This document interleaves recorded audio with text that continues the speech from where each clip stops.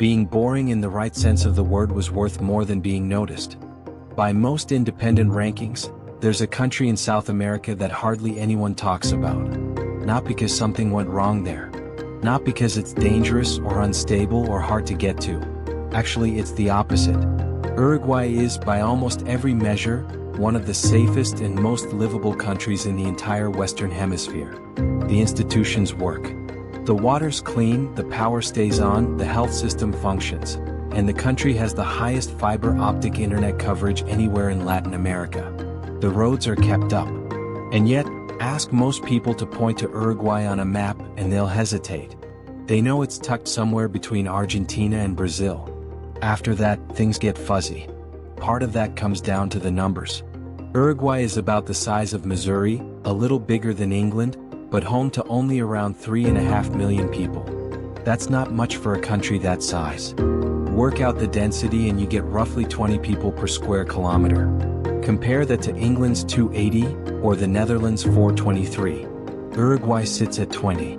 Drive through the countryside and that number stops being an abstraction. Mile after mile of green rolling hills, nothing on them but grass, cattle, and the odd row of eucalyptus trees.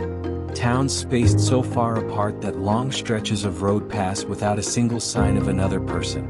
Estancias, the sprawling cattle ranches that have shaped this land for 300 years, sit at the end of dirt tracks that just vanish into the green. Fences run for kilometers without a gate in sight, and the silence out there has a texture to it, broken only by wind and the occasional distant engine. Almost 60% of Uruguayans live in or around Montevideo, the capital, on the southern coast. The rest of the country, most of its actual land, exists at a density the modern world has largely walked away from. Not because it's inhospitable. Because people left. And now, quietly, without making a fuss about it, Uruguay has started pulling people back in the opposite direction. Retirees from the US, from Germany, from France, from the UK.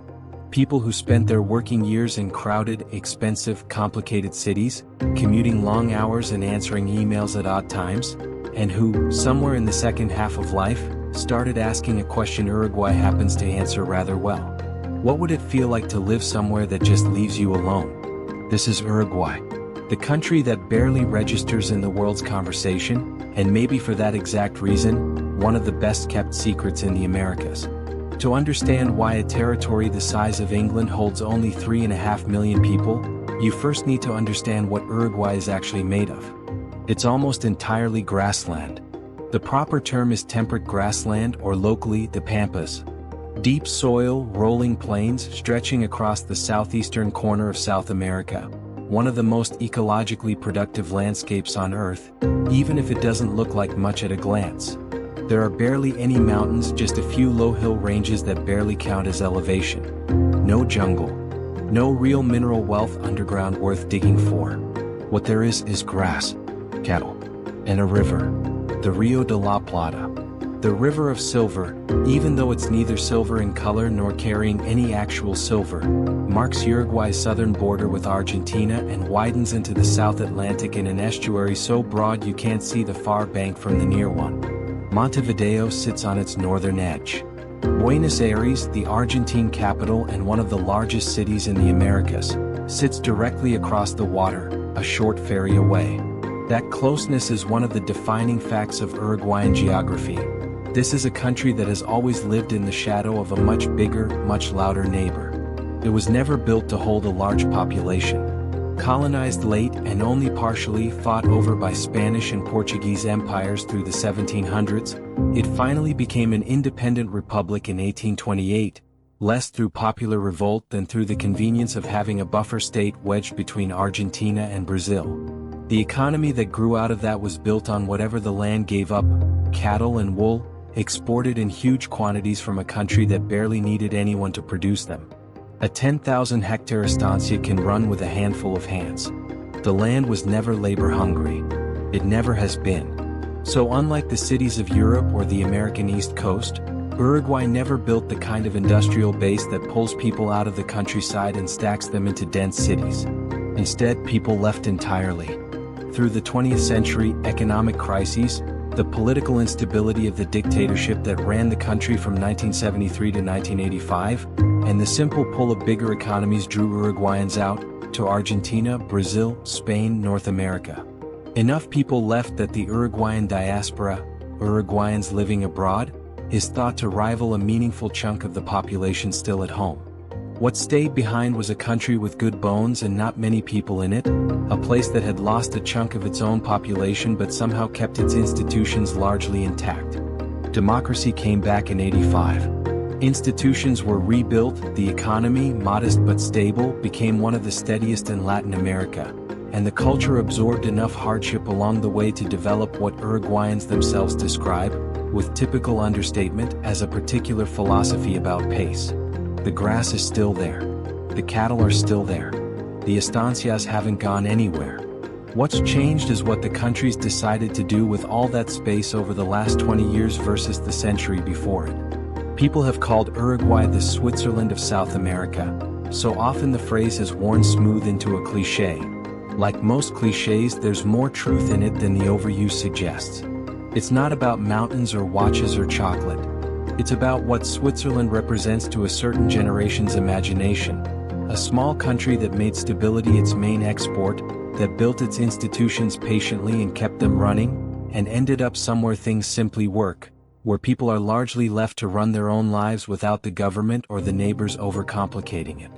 It's a small country that decided, somewhere along the way, that Uruguay is the most stable democracy in Latin America. Power has changed hands peacefully for decades. The rule of law holds.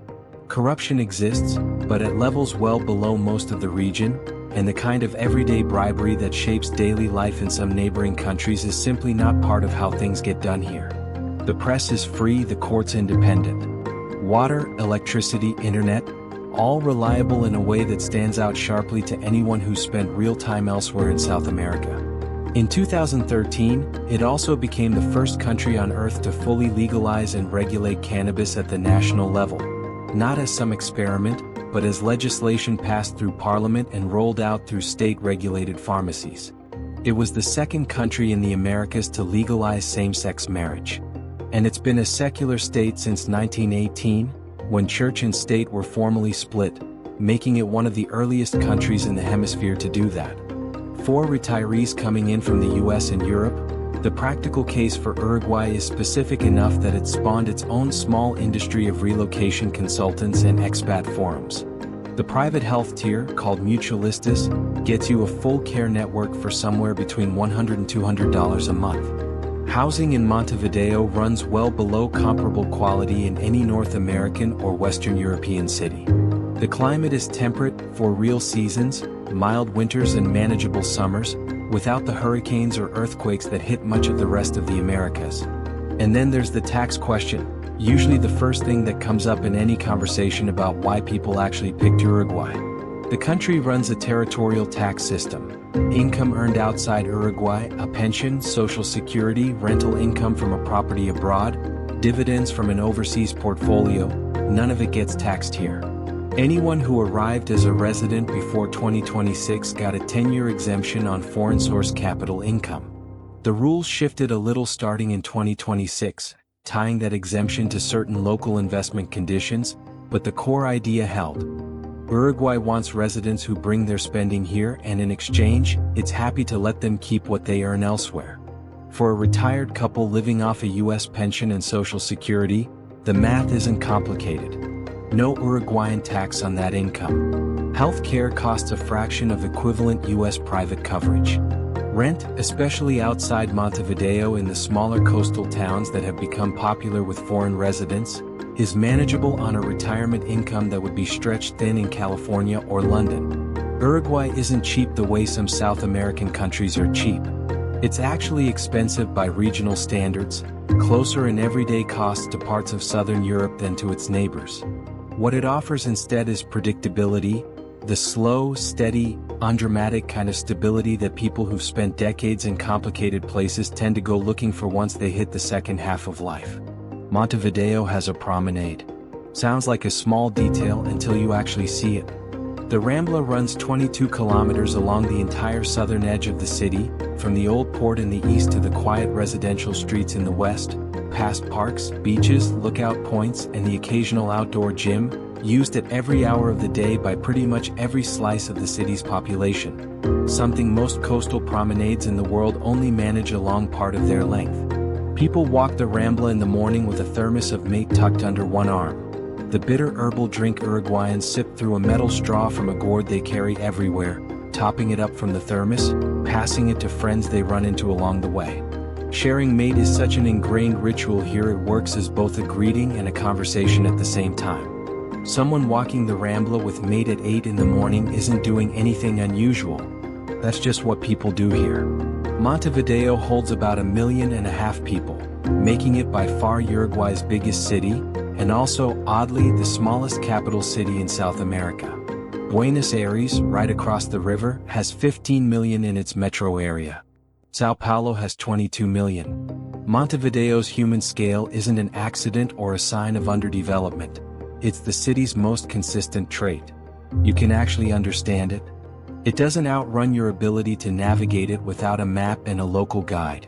The neighborhoods are distinct, walkable, and connected by public transport that actually runs, buses that show up more or less when they're supposed to, in a city where you can still get from one end to the other without much planning. The old city, Ciudad Vieja, sits on a peninsula jutting out into the Rio de la Plata, its colonial buildings restored in patches and crumbling in others, the kind of rough edge that makes a neighborhood feel lived in rather than staged for tourists. Street musicians play while office workers eat lunch at outdoor tables, and every so often a tango couple sets up on a corner just to see who stops to watch. The covered market, the Mercado del Puerto, serves beef grilled over open coals at long counters that have run the same way since the 1800s.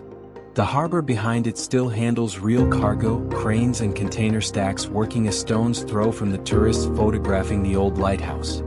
Further east, Pocitos and Punta Carretas are where a lot of foreign residents end up settling, close enough to the center for its restaurants and cultural life, far enough out for quieter, tree-lined streets and apartment buildings with doormen, a slightly more residential feel. Rents there run higher than the rest of the city, but still well under what a comparable neighborhood would cost in North America or Europe. Ask expats who've settled in Montevideo what the real adjustment was, the thing no one warned them about, and it's rarely the language, the food, or the distance from family. It's the pace. Not the pace of service in restaurants, though that's slower than most expect. Not the pace of bureaucracy, though that will test anyone's patience. It's the pace of social life.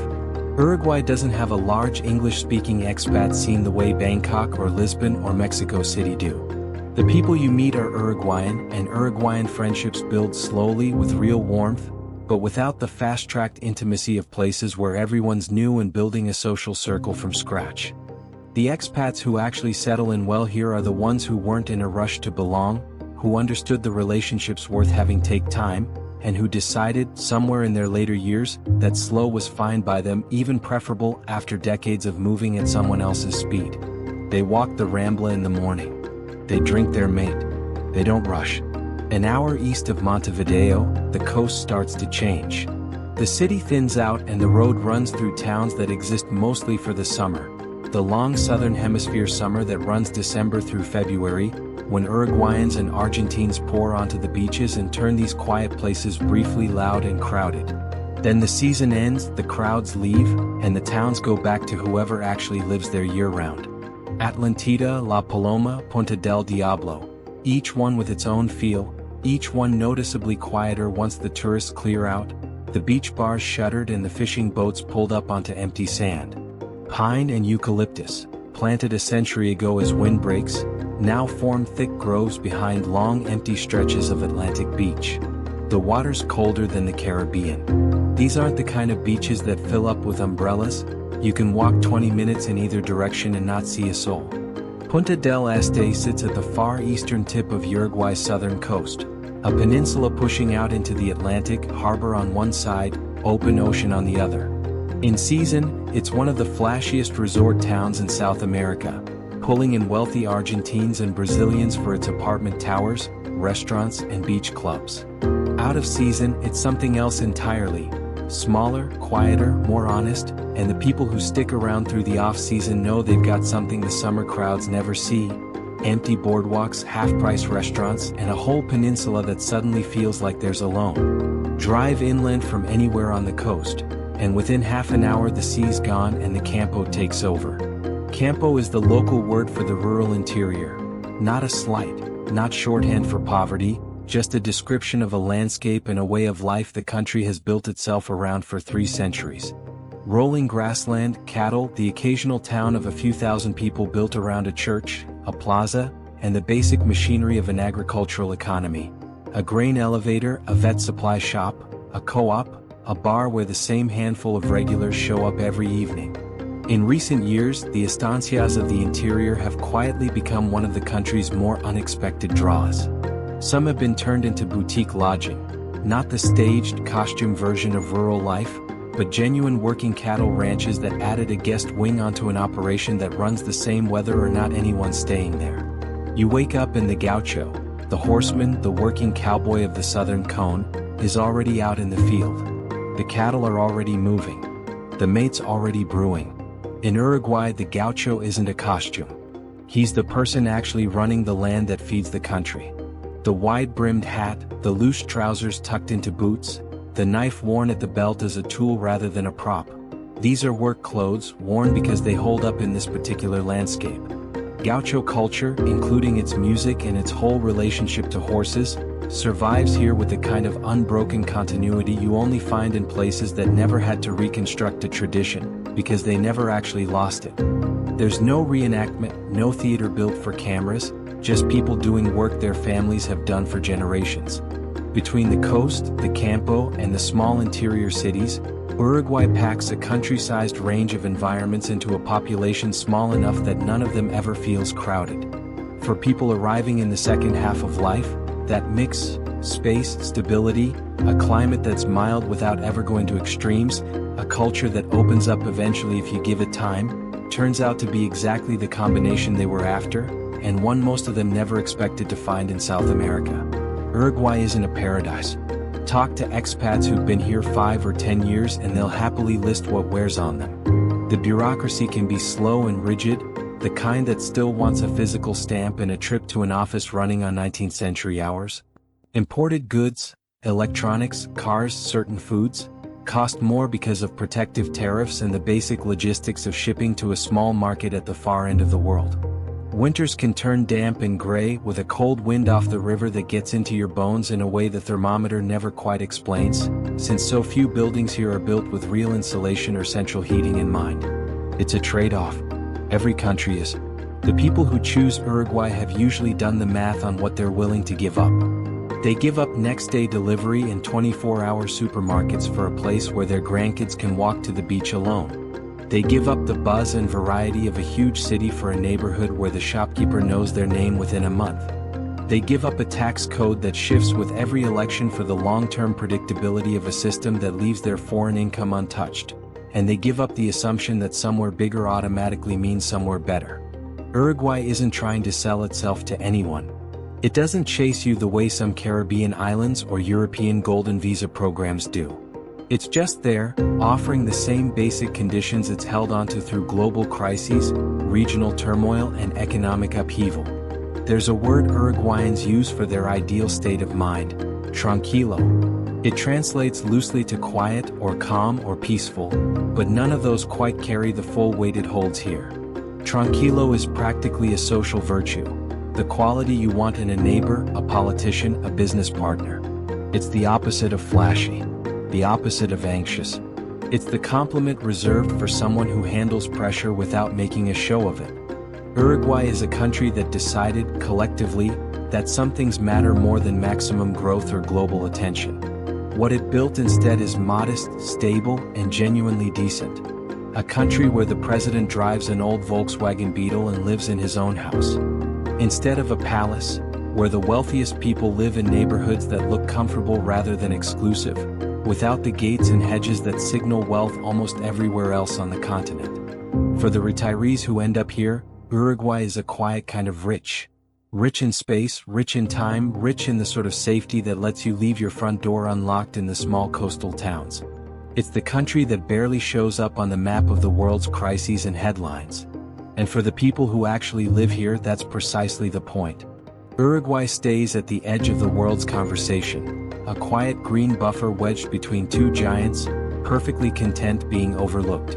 It's a reminder that sometimes the best places to live are exactly the ones the rest of the world isn't rushing to find. But while some places settle into quiet stability, others get shaped by one single catastrophic moment. Left behind, abandoned to the elements. In our next video, we head to the opposite end of the Americas, to a town in Pennsylvania that was literally consumed from underneath, where a fire has been burning beneath the streets since 1962, turning what was once a thriving community into a toxic ghost town. Join us next time as we walk the forgotten streets of Centralia. Thanks for watching. If you enjoyed this journey, hit subscribe and we'll see you in the next landscape.